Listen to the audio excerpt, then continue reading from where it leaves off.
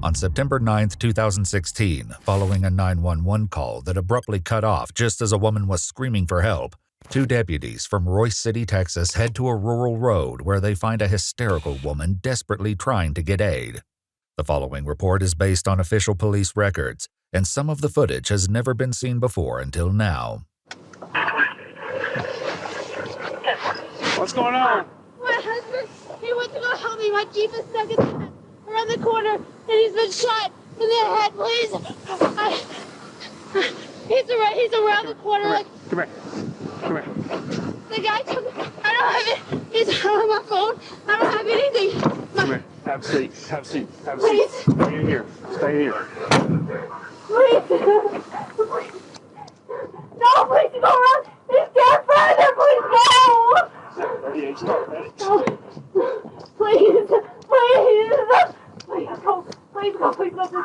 Please go. She said he's down here. He got shot in the head. Please go. Her security unit said our Jeep is stuck down there. Please go. Please. The deputy rushes to investigate the situation, updating his partner as he makes his way down the road. The woman, on the other hand, is left secured in the vehicle. Please tell me something. Come on, bring him up here. Please. Soon more officials begin to arrive, including an ambulance. Please, go back there, please, please go get him, please.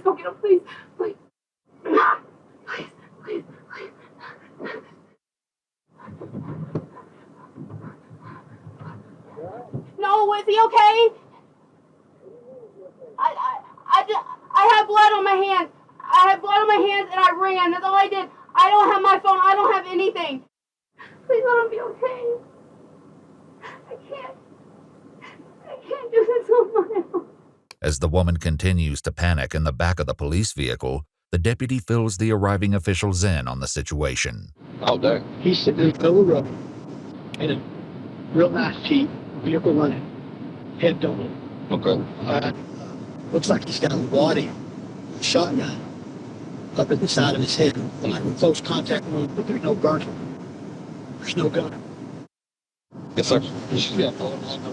I don't know if you guys want to look at it. I don't know. Well, you've seen her yet. Well, I'm going to want to talk to her, so. The ambulance is brought back up the road, notably without the woman's husband inside. Where are they going? Where are they going? Where are they going? She's then brought to the ambulance to be checked out and is soon joined by Officer Meek, who will begin the arduous process of detangling the complicated story of what actually happened on that dark, rural road. So your lungs are clear up here. It's not asthma, okay? Hello. You're 100% over here on the monitor. You're looking at that. You want a little bit of oxygen to help you out?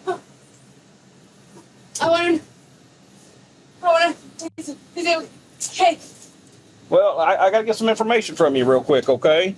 Listen to me real quick. Let these guys do what they need to do, but you listen to me, all right? Just 1 second. What I need you to do is in through your nose, out through your mouth. Slow your breathing down. Concentrate on that. So when you listen to him, when he's talking to you, the whole time I want you to think slow in through the nose, out through the mouth. I'm going to give you a little oxygen. Calm yourself down. It's going to... After some deep breaths, the woman reveals that her name is Chasey Poynter. After being read her Miranda rights, she agrees to speak.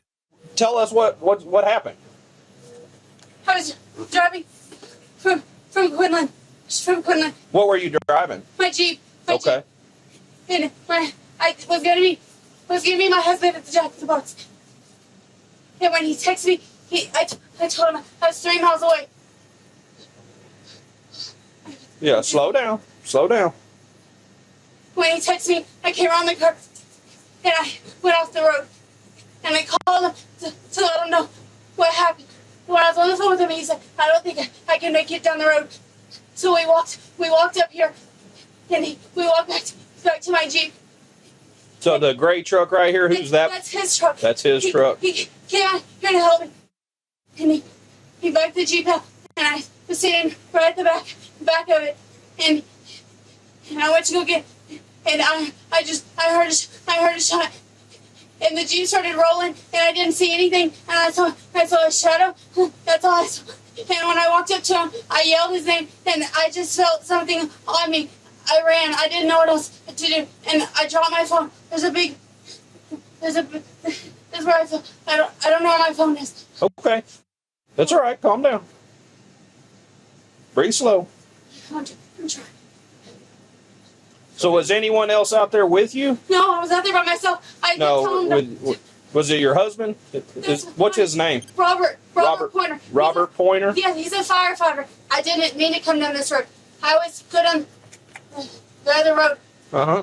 And I missed it. So I just took the next thing, and I was looking at my map. It's the only thing.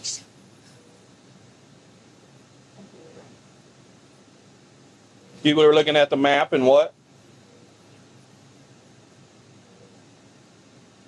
You were looking at the map and what? Just breathe for me, okay? That's my husband's blood on me. Just breathe for me. That's my husband's blood on me. Do you have the mud on you because y'all were trying to get the Jeep unstuck? I fell when I was riding up here. Okay. While the EMTs check out Chasey, Officer Meek takes a few photos for evidence. During this process, she realizes something else is amiss. Hold your hands together just like that, palm straight now. There you go. My wedding ring is gone.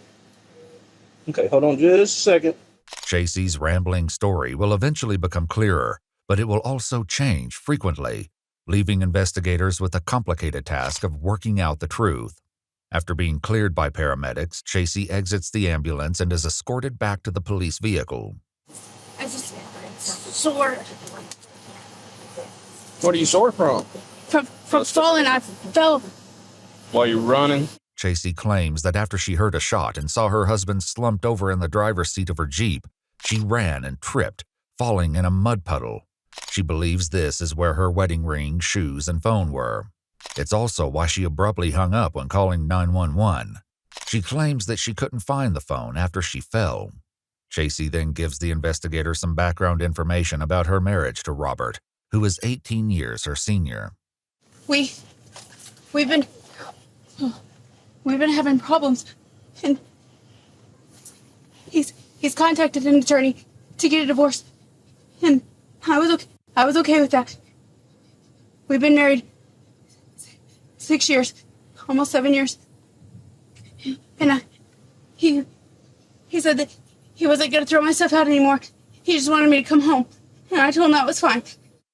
He said he didn't want to get divorced, and I told him I didn't want to either. I love him. He's a pain in the but I love him. The officer asks where she'd been coming from before her Jeep got stuck in the ditch, and she called Robert to help her move it. Chasey says she'd been at a friend's house, but there's more to this story than she admits at first. Whose house was that? Michael Garza. Michael Garza. Michael Garza? Yeah. Okay. How long you known him? For I don't know, 4 or 5 months. 4 or 5 months? Yeah. Is he like a boyfriend or just friend? Or? He was letting me. He told me that I could stay at his house because he's not ever there. And How old is he? How old's Michael Garza? I don't know. He's in his 30s. In his 30s? Yeah. I don't know a whole lot about him. This claim about Michael Garza is just the tip of the iceberg, as investigators will soon realize. As the crime scene is locked down, Chasey is transported to the police station to give her statement about the horrific events of the night. Okay. Yeah, my feet are hurt from being barefoot. Let me get this door.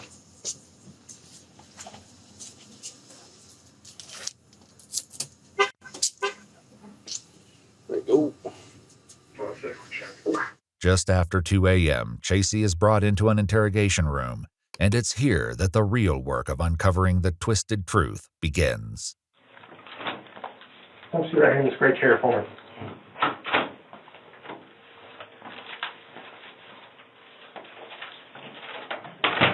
I understand that Officer Meek read you the Miranda rights and everything out there in the field. Is that correct? Yes. Okay. And I've never been in a situation before, so I don't know if it's best if I get an attorney or not. Okay. Well, you're not under arrest. Okay. Okay. You're not free to leave because we're still trying to figure out what all happened. Right. But you're not under arrest. Okay. Chasey is left alone for a few minutes, and she seems to finally take a look at the mud and blood covering her arms. When the detective returns, Chasey begins to tell him about the problem she was having with Robert. She claims it first came to a head about 2.5 years ago. What did those issues kind of consist of? He became real violent towards me. Okay. There was a couple of times that he broke one of my phones in half. He would go through the phone bill and just call a bunch of numbers. I have a business on the side where I make cakes, and he would call everybody that was on the phone bill to see who they were. As it turns out, Robert had actually filed for divorce previously, 2.5 years ago. The couple decided to split up, and Chasey moved out of the house to live with her mom. The problem was, the divorce papers stipulated that she couldn't take her daughter with her. This was one of the reasons the couple decided to reconcile, because Chasey didn't want to leave her daughter. According to Chasey, after getting back together, their relationship had been fine until recently, when Robert filed for divorce again. The couple's 6-year-old daughter had actually come up earlier that night when Chasey was talking to Officer Meek in the back of the police vehicle. The last couple of days we've been fighting. Okay. What do y'all fight over? Anything. He could be my daughter. He's trying to take my daughter away from me, and he keeps telling me he knows the loopholes. She's the only kid I could ever have, and she's everything to me. Right. My daughter's my world. Why would your husband be trying to take your daughter from you, though? Like, what reason did he give you? Because he knows that that's what's going to hurt me the most, and he knows that's what's going to make me stay. Despite claiming that her daughter was her world, Chasey had no idea where her daughter was when she made that statement. She'd left her with some of Michael Garza's friends, who were currently trying to find her in order to return her daughter. Earlier that evening, the friends had actually driven to Chasey and Robert's house, but found it empty. As they were returning home, they saw the commotion of emergency lights around the crime scene and decided to stop and speak to police. Chasey's daughter is in the back of their vehicle as they discuss Michael Garza and Chasey with Officer Meek. Yeah, they were supposed to be going on a date. I was watching the daughter. Is that why you kept her? Yeah, that's why I have her. Okay. And she was like, because she tried to get me to drop her off at somebody's house down the street, and I was like, I'm not doing that. No, that's good. You did good. Police soon contacted Chasey's mom and stepdad to come and pick up their granddaughter. Hello. Jay Harper? Officer Meek, we got your granddaughter up here in the Suburban here. This was the babysitter. Hey, let's step up here out of the road. All right, here's the deal. They were babysitting your granddaughter today, okay?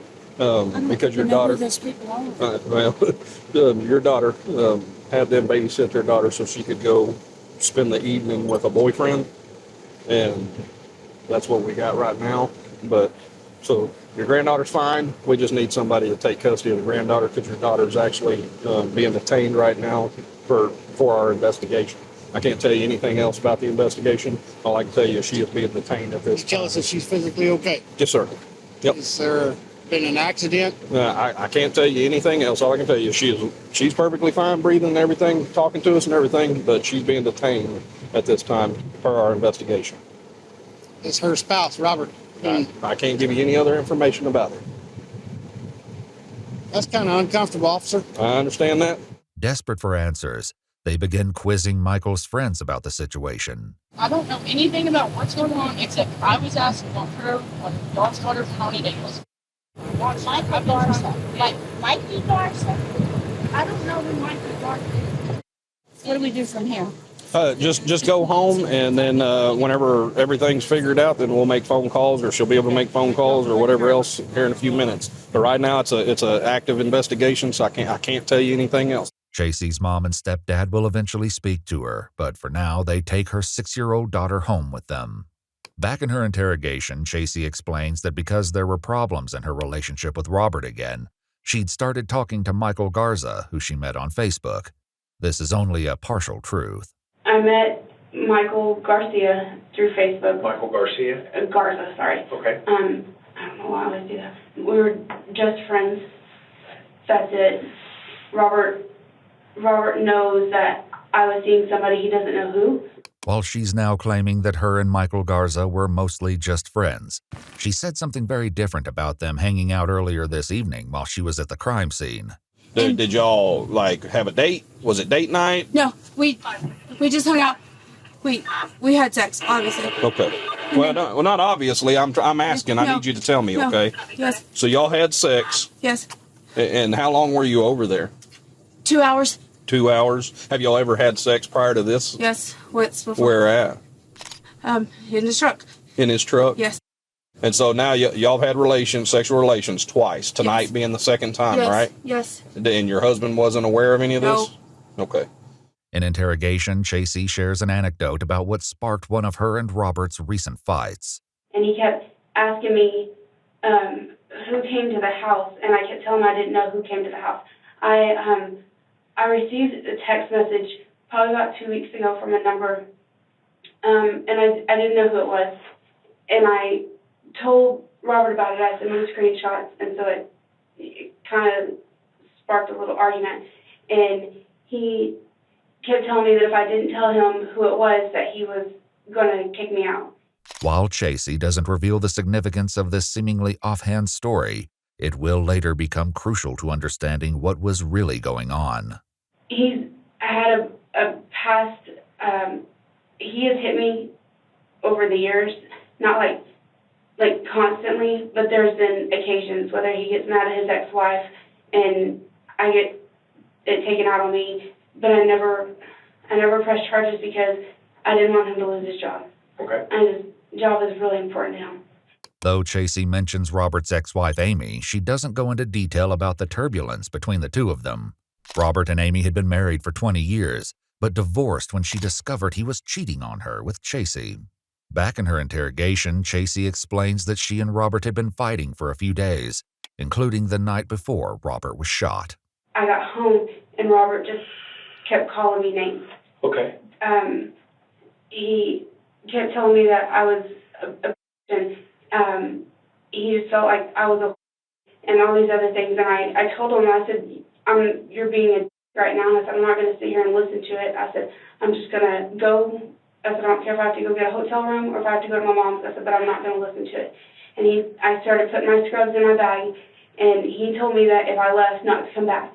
Despite this, Chasey had returned to the house later that night, and by Friday morning, the day Robert was shot, their turbulent relationship took another turn just as she was leaving for work. But as I was walking out, he said, I hope you know that I still love you, and I still want you here. So I asked him if we could talk today. While Chasey says that she and Robert had planned to talk about how they would stay together, she told other people something quite different. Michael's friends, who'd been taking care of Chasey's daughter the night Robert was shot, later spoke with police, and what they shared opposed Chasey's claim. And she told him that she was going to go meet up with her husband because he finally said that he would sign divorce papers. While Chasey fully admits to spending time with Michael Garza before meeting up with her husband, when asked about who she was texting and calling while at Michael's house, she leaves out crucial details about a third man, one which complicates this story even further. So you never spoke to anybody, you never called anybody, you never texted anybody other than Robert? I was texting my friend Brad. He asked how it was going, I think I said, oh, it's going. Like, What is your relationship with Brad? we're just friends. Okay. And how long have you known Brad? Probably since I was 17. No, I was younger than that. Okay. He's a friend of my dad's. Okay. Have you ever been intimate with Brad? No. Okay. So you've never had sex with Brad in any way? Okay. Brad eventually came in to speak with police, and what he revealed flipped everything Chasey just claimed on its head. The two had started talking on Facebook around May 2016, about 5 months earlier. This means that her relationship with Brad overlapped with the one she had with Michael. Unlike what she told Michael, though, Chasey had claimed to Brad that she'd been divorced since 2014. I was with Chasey at least 6 days a week, probably 7. Now, when you say with Chasey, was it just a hangout, or was that for sex, or? Well, it's, a lot of it was for sex. It's clear that Chasey is leaving out a lot about her relationship with Brad, begging the question, what else is she not being honest about? Brad will eventually reveal even more of Chasey's secrets, including a twisted plan for the night Robert was shot. He's also not the only person to come forward about her illicit love life. For now, though, the detective speaking with Chasey asks her to go over Robert's shooting again. She repeats the same story she already told officers at the scene. This detective, however, isn't buying it. I'm having a hard time with the fact that somebody, with you being 5 feet away, would shoot your husband and then just not even, would let you into the vehicle, not mess with you at all. No, look, that's what I'm telling you. When I was trying to get away, there was someone standing right there, and they were coming up to me. But I just kept on running. Okay, how close were they standing to the vehicle? I don't know. Okay, you're saying that there's somebody there, and obviously they're close enough to shoot your husband. I didn't see anybody standing there. Earlier, though, when talking to Officer Meek, Chasey had claimed that she actually did see someone. There was a man. There was a man. There was a man? Yes.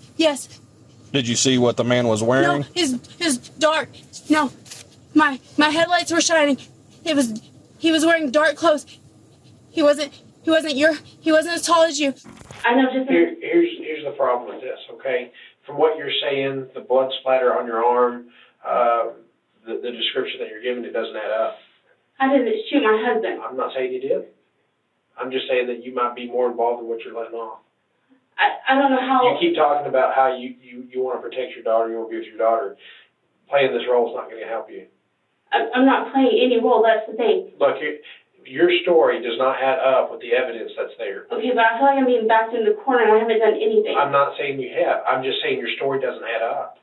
There needs to be more information and you're not providing it. I don't know what... The streak right there on your arm is a blood splatter, okay? You see how it splatters up your arm? Yes. That is not from... I was not next to him. I was not next to him. When I touched him, I had blood running down my arm, and then I fell into a mud puddle. That's obvious. I'm not denying that. We found your phone in the water. I believe that happened. I don't know what I'm not denying that. Here's my thing. You're saying that somebody just randomly killed your husband out in the middle of a field, okay, who then allows you to get into this vehicle, stop the vehicle, touch your husband, allow you to run past this guy, and never bother you. I don't buy it. I don't buy it. It seems that investigators had their suspicions about Chasey from the first moment they saw Robert's body, as the responding deputy's dash cam audio reveals. That's why I secured her. I got my doors locked and everything. Nobody can get her out. Chasey also didn't help diminish any suspicion when Officer Meek came to speak with her while she was sitting in the back of a police vehicle at the crime scene. Hey, Miss Poynter. I got some forms here I'd like you to read and fill out, if you will, okay? Basically, what they are is they're just consent to searches, so basically saying that we're allowed to look at your phone and look in your purse and look at your residence and that kind of stuff, okay? Okay. All right? Do I need an attorney or anything? I mean, am I in trouble? I've read you your rights, and you understood your rights, correct? Yeah. Okay. If you would like to speak to an attorney, that's totally up to you. Okay. I don't know. I've never. I don't know. No, it's fine. Listen to me. Would you like me to read you your rights again? No, I heard you first. But okay. I don't know. I've never been in trouble before. No, and I'm not saying you're in trouble. I know. Make no mistake. I don't know. We're doing an investigation right now because we're trying to find out what happened. That's all we're doing, okay? That's fine. So you tell me. Are you willing to fill my paperwork out or no? Yes or no? It's up to you. That's fine. I don't know. I don't know if it's... I'm fine with it. Okay. I don't have anything to hide. Okay. After a bit more hesitation, Chasey signed the consent form. However, despite her claim, she had a lot to hide, though she denied it while in interrogation. I don't know what else you want to tell you. I'm telling you the truth. I want to know who pulled the trigger. I don't know who pulled the trigger. See, I think you do, and that's the problem. No, I don't. I don't know what else you want me to tell you. I want you to tell me the truth. I am telling you the truth. I don't know who pulled the trigger. I don't know anything. Look, the way your husband was killed, somebody was right next to him. I wasn't right next to him. You were within 5 feet of where he died. I wasn't right next to him. Your own admission of where you were standing, you were within 5 feet of this man being murdered, and you're saying you didn't see anything, you didn't see anybody standing there. No. I don't buy it. I think you're full of crap. I want you to tell me the truth. I want you to tell me who pulled the trigger. I don't know. I would believe you if you said you didn't pull the trigger. I didn't. I would. But I want to know who did. And I do not believe you that you do not know. I don't know. I think you're full of crap. I don't know who pulled the trigger. I really don't know. I don't know. I don't. I did not kill my husband. I don't know who killed my husband. I don't know. I don't want him dead. I don't. I wanted our family to be normal again. That's all I wanted. I don't know who pulled the trigger. I really don't. I don't believe you. It's that simple. The detective then begins to develop a theory, asking Chasey if she ever vented to Michael Garza about her problems with Robert. She admits that she did. He knows he's hit me before because he saw the bruises on my arms, and that was probably a week or two ago. I've got bruises on the back of my legs. I've got random bruises from Robert. It could just be him grabbing me. He's done this to me for 7 years. There's been times that he will get upset and he'll grab me by the hair and he'll slam my head up against the window. I don't know why. I know I can be a pill to deal with, and I know that. Michael wasn't the only man Chasey made these kinds of allegations to. She also made similar claims to Brad, the other man she was seeing. She told me that he would drag her around. I asked her over and over and over, I said, why don't you go to the police, Chasey? And she would tell me that he would kill her. Along with this, Chasey had also told Brad about an incident with Robert, one that casts a different light on the current situation. I think he told her before she pointed a gun at him, maybe if she pointed a gun at him that time. I think she said he told her that there's something about they'll carry her out in a body bag. And Chasey told me that she told him, no, they'll carry you out in a body bag. While she hasn't admitted to it, Chasey has been keeping another secret. She wasn't just cheating on Robert with Michael and Brad, but also a third man named Sean. Just like the others, she told him about her alleged issues with Robert.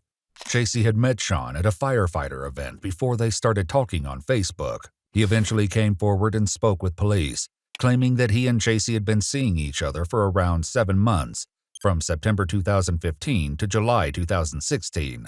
This time period overlapped with her relationships with both Brad and Michael. She told me on a couple of occasions that he, would put hands on her or, threaten her. Threaten to divorce her and take her kid and everything, stuff like that. But, she basically painted him to be a monster. Well, she had said that a day or so before, he had grabbed her and was physical with her, and there wouldn't be anything. No finger marks on the arm, nothing around the throat, nothing. Just like with Brad, Chasey had made a concerning comment to Sean. There were times that she would say, she wished she died in the fire or stuff like that, and, I just kind of blew it off. In her interrogation, the detective continues to try and pry the truth from Chasey.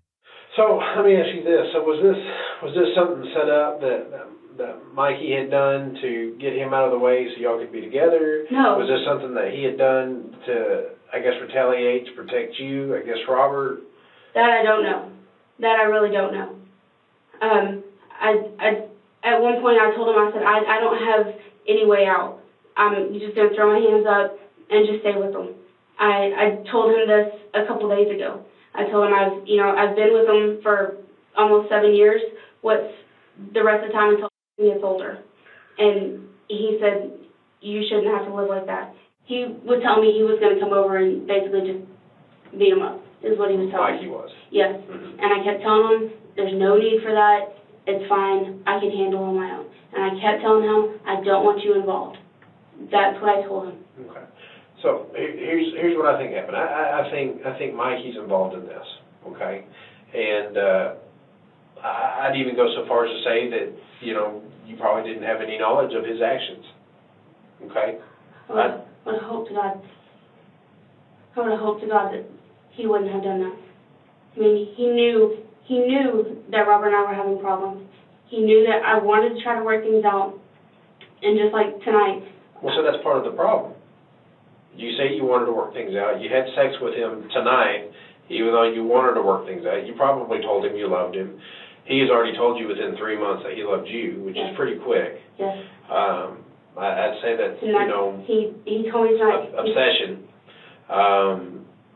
He's already said that he would do violent things for you. I believe that you saw Mikey do this, you panicked, and that's the way you went, which is why you are unscathed in this.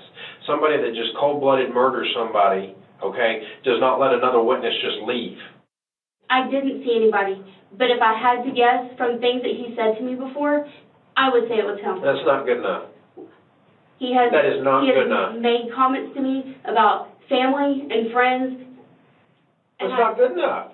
You're 5 feet away. 5 feet. You're this table length distance away. Somebody taking a shotgun, pushing it right up against your husband's head. Boom! No. Boom! And you're telling me you see nothing? You see nothing. There was nobody standing next to him. Nobody standing next to him. There was nobody standing next to him. Following this confrontation, Chasey's story changes dramatically. Don't lie to me. You're going to take a fall for this. You're never going to see your daughter again. Okay? All because you're trying to protect somebody else. He did it. You saw him. I didn't see him. Then how do you know he did it? I did. He had a box of gloves sitting on his kitchen table. A box of rubber gloves. He had a camo shirt sitting there next to it. He had a camo gun. I don't know what it was. I don't know anything.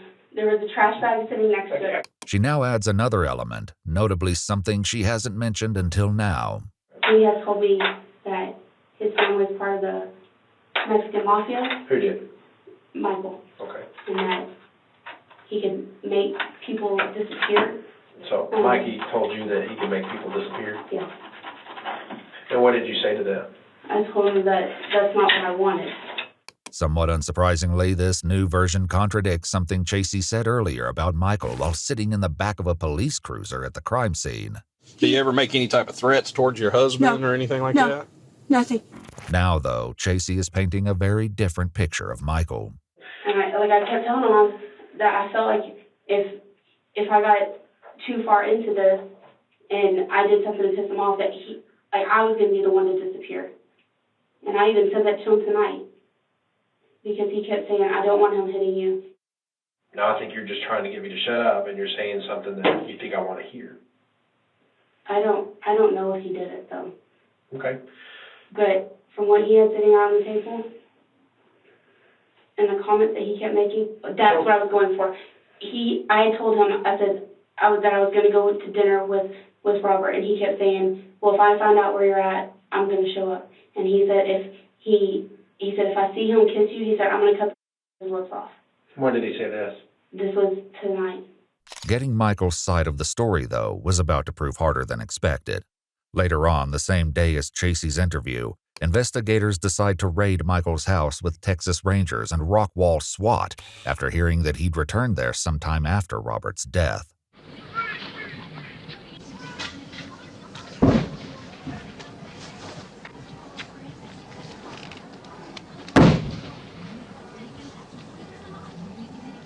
Despite the effort, there's no sign of Michael inside the residence or in his truck. Here's some more camo and black clothing. Why would you have a camera system and it facing the wall? Oh. Unless you have someone here you didn't want people to see. Yeah.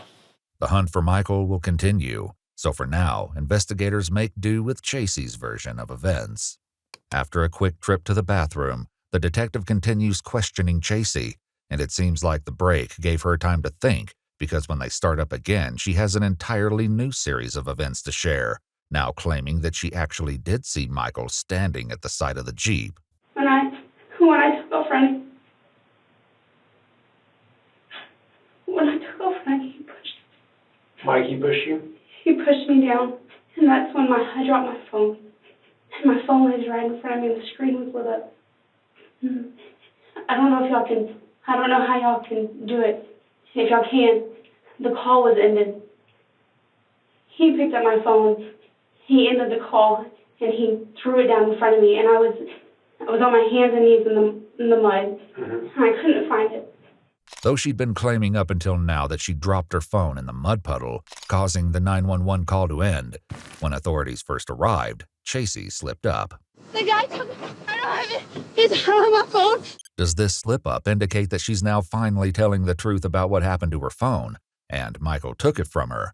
Or is this all still an elaborate lie? I didn't want him dead. There was, But you just didn't want him, you didn't want to be with him anymore. No, I wanted to. I wanted us to work things out. Despite this claim, Chasey had slipped up again while at the crime scene. So your husband knew Mr. Garza? No. And that's why we've been having problems. I didn't want to be married anymore. Chasey's text messages also reveal another side to her story. When texting Sean, the third man she was seeing, about hers and Robert's relationship, Chasey wrote, "I only have one way out of this, and it's not going to happen anytime soon. And I hate him so much, more than I've ever hated anything in my life." If that wasn't clear enough, she also told him that I would be better off with him gone, benefits and can't lose custody. Chasey's lies continue to pile up, and there are still many more to be exposed. After hearing her latest story, the detective leaves Chasey alone again. I can't get his face off my head. Here's what I want you to do, okay? I want you to write out everything that happened tonight, okay? Everything that's pertinent information, okay? I want you to take your time. I want you to write it out. And remember, if you lie on here, it's against the law, okay? Charges could come to you if you lie, okay? Just know this is also your opportunity that after we talk to Mikey and he tries to throw you under the bus, because I guarantee you he will, this is your one opportunity to get all the truth out there. After filling out 5 pages for her statement, the officer reviews it and then confronts Chasey with what he's discovered while he was out of the room, catching her in yet another lie. The area where she said her vehicle had become stuck didn't have any trees big enough for it to be trapped. A four-wheel drive Jeep like that would not get stuck where you're saying it got stuck. No, I wasn't telling him I was stuck. I told him that I went off the road. And that's what I called to tell him. This is another direct contradiction to what Chasey said at the scene. Where was it stuck? In the front, in the rear, the side? It was in the front. Okay. There's a branch, and I couldn't get it to back up over it. Okay. And it was hung, and there was tree branches on the inside. Was it across the road, or was it on the side? No, it's in the ditch. I went off into the ditch. Okay. All I can see is you haven't seemed upset. You haven't. I don't know. It's almost been like just a blank slate, like almost like you've prepared for this. Hearing this and perhaps realizing that she isn't going to be able to sell this story, Chasey once again adjusts the details, now saying that when Robert threatened to kick her out of the house, she asked Michael what they could do, and she claims he said he would have someone kill him or he would do it. The last thing he told me was, if I do this, you're going to be right there and you're going to watch it. And I told him I didn't want to. First he told me that he wanted me to meet him in Dallas to talk. And he kept saying that he wanted me to bring him as far into Dallas as he could, or as I could, because he wanted to make it look like a robbery. According to Chasey's latest version, Michael had planned to burn Robert's truck and the clothes he was wearing in order to cover up the evidence. However, that didn't happen, and so they went with a new plan. Chasey admits that she drove down the rural road, went into the ditch, and called Robert to come to the spot where Michael told her to stop. Now that she finally seems to be closer to the truth, Chasey goes over the shooting once again. Robert had pulled the Jeep out. And I heard something move. He didn't even have time to react. And he shot. Oh my God. He shot him. I told him to stop. You were screaming at Michael to stop? Yes. I wanted him to know what it's like to be bullied all the time. He's constantly telling me how worthless I am. I'm a bad mom. I'm not a bad mom. Even though it seems like Chasey has finally begun to divulge the truth, there's another element that she has withheld from all versions of her story. When Brad came to speak with detectives, he revealed that around the time of the shooting, he was actually in contact with Chasey. Whenever I said I talked to Chasey about 10 o'clock at night, it was the night, obvious, of the murder. She told me she was at the hospital. Chasey made the call to 911 at 10:48 p.m., meaning that Chasey was on the phone with Brad just before the shooting. To explain the time she was spending with Robert or one of the other men she was seeing, Chasey had told Brad that her grandfather was sick and was visiting him in the hospital. She even told him that he'd passed away that evening. I even got messages showing she was on her way to my house whenever all this went down, but I thought she was leaving the hospital. Brad now suspects that Chasey had planned for him to be her alibi for the time of Robert's shooting, as she was supposed to stay the night with him. For now, the detective makes do with the current story he has from Chasey. We're going to do this again. Okay? Write out everything that happened in this time, everything that you told me. Okay? When I was talking about the emotions, this is one of the emotions that I think you're truly being sincere about. He made me feel like all the time. But when he wasn't being he pushed me to be a better person. Chasey is left alone to once again write up a new statement.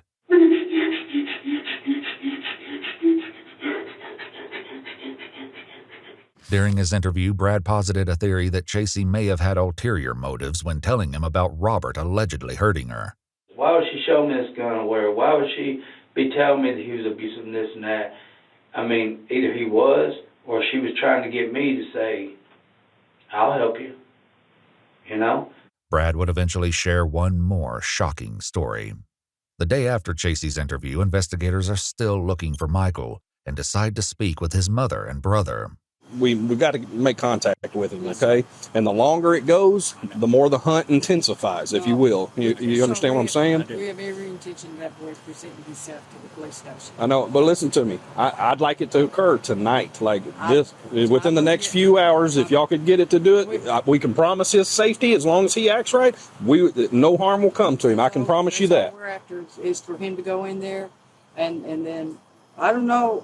I don't know much. I don't know like the whole picture of the story. I know I didn't raise a boy that is evil like that.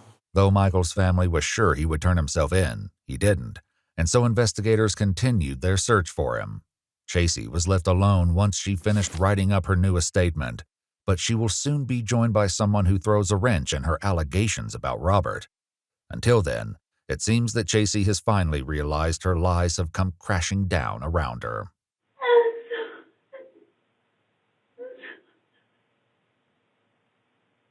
I'm so sorry. I just wanted to stop beating up on me. Chasey is eventually joined by her mother and her stepdad. You're not hurt physically? Can you tell us? The truth. And it's being recorded. Robert and I have been having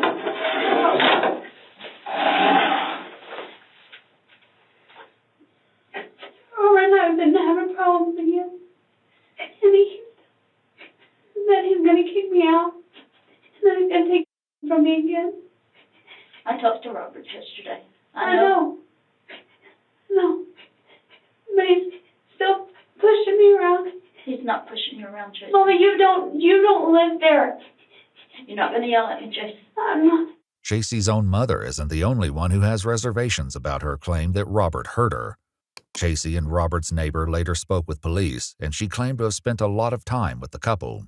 I look at this and I look at, how she says that he was beating her and she just wanted him to be hurt. And I'm like, no, there's no way. There's no way. And all the times that we sat there, never once did she ever say anything to me about, he's abusive or he did this, never saw any bruises, they seemed to be this happy couple. She never shied away if he lifted his arm or anything like that. Robert's ex-wife, Amy, also has her doubts about Chasey's allegations. Did you ever see him get physically abusive with her? No. He stood there. Anytime we saw that she would lose it, he just stood there and took it, because he was a big man. So, it didn't really faze him, Okay. Was he ever physically abusive to you? No.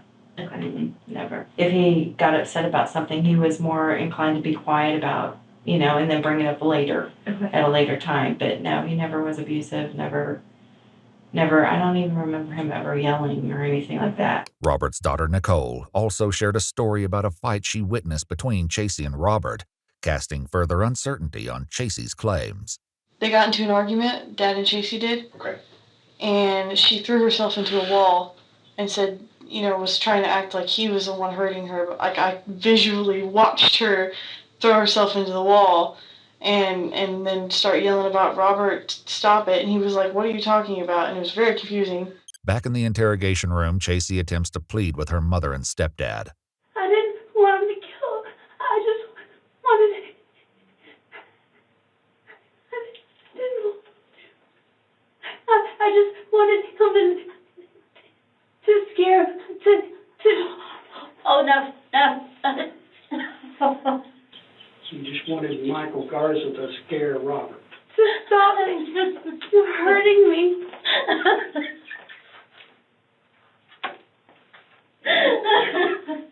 Shirley, do you want to go out? Officer, can we get my wife out, please? I yelled at him and I told him not to. I told him not to. And as I was walking up, he did it. I told him not to. After Chasey's mom leaves the room, her stepdad attempts to get Chasey to see the big picture. I need you to calm down so you don't physically get a heart attack or a stroke, okay? What's done is done. Now we got to try and work our way through the details and see what to do next, okay? There's nothing that I or your mother can do for you right now, okay? Please. We will. You know we will. You don't have to worry about that. I don't. We haven't told her anything. After taking some time to calm herself down, Chasey's mother returns. We're trying to get her to eat something. She hadn't eaten all day, so. You need to take care of yourself, Chasey.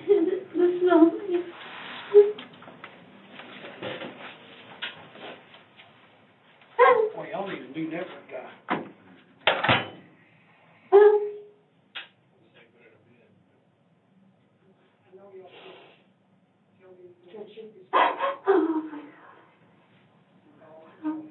Listen to me. You have got to tell the truth. You're I did. I was so scared, but I told him I did. It's the only thing that's going to save you. Though she's repeated her story countless times by now, when speaking with her mom, Chasey adds a new detail, this time about the location of her wedding ring. You don't have any shoes or anything?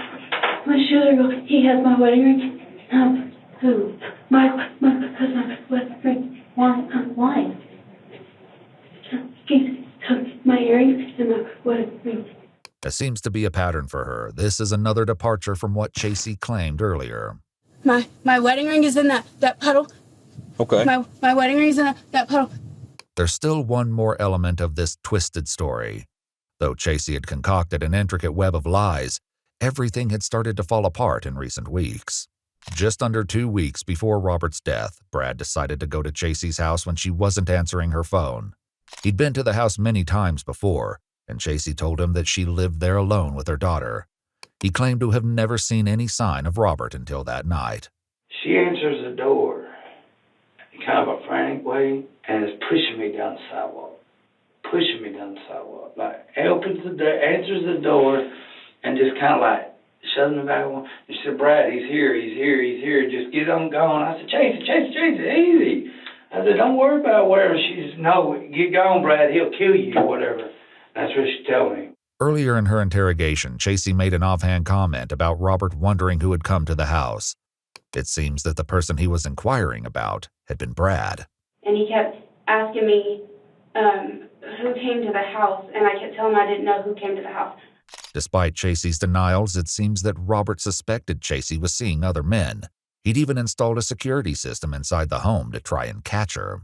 Robert's daughter actually spoke to him a few hours before his death, confirming that he'd planned to leave and take his and Chasey's daughter with him.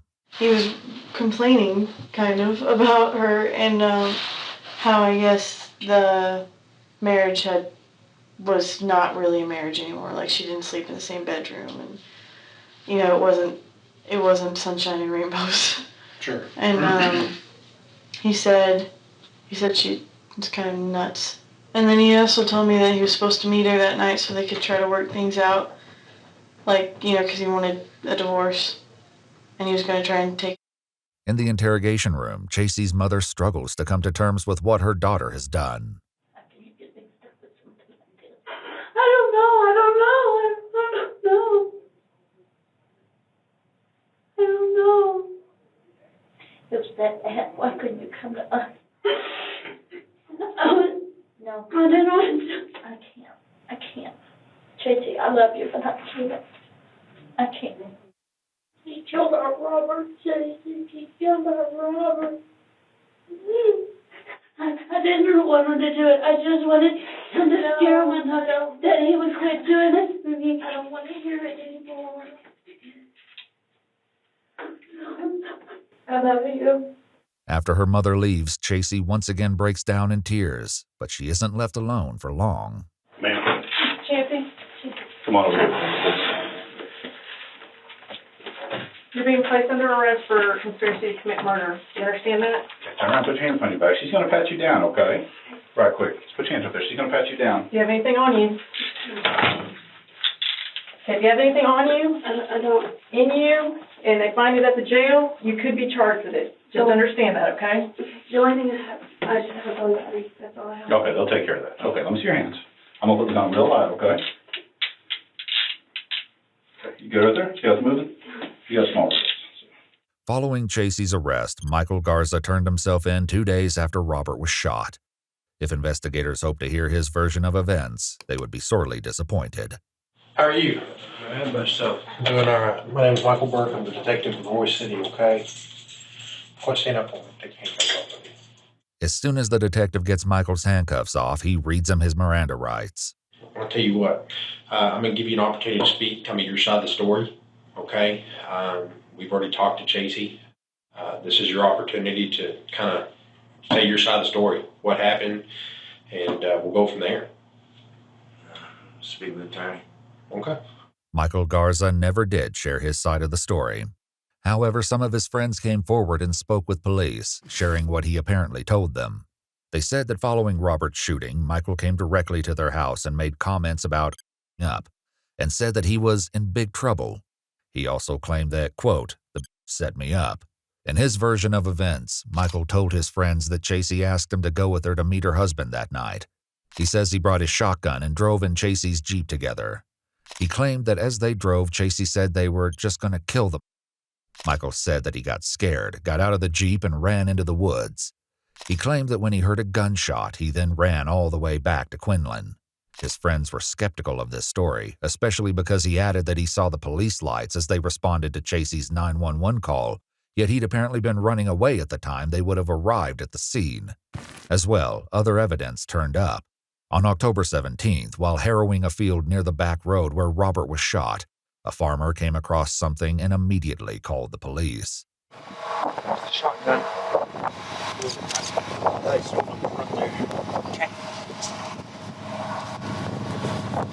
The firearm wasn't the only discovery made in that field. It's going to hurt us because it's inside out.